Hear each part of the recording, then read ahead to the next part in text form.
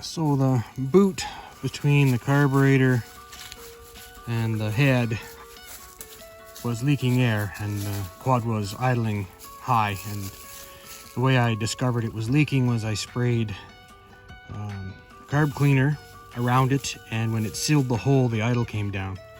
So what I did is I peeled this inside part out from the boot and put some gasket maker on it. I'm going to shove that back inside, and then I'll probably put a hose clamp on it until it hardens up, and that way I can reuse this boot.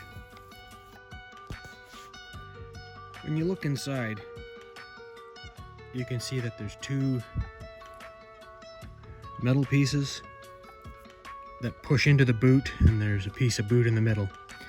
And you can see now, get the light right, that I've got this back in place, and you might even be able to see a little bit of the gasket maker that I squeezed in there. And then I put the clamp on, and this clamp will hold that rubber tight and seal it back onto the metal.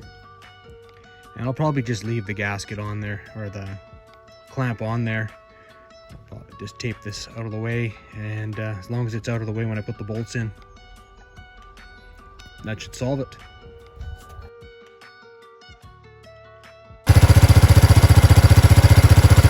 Sounds good now.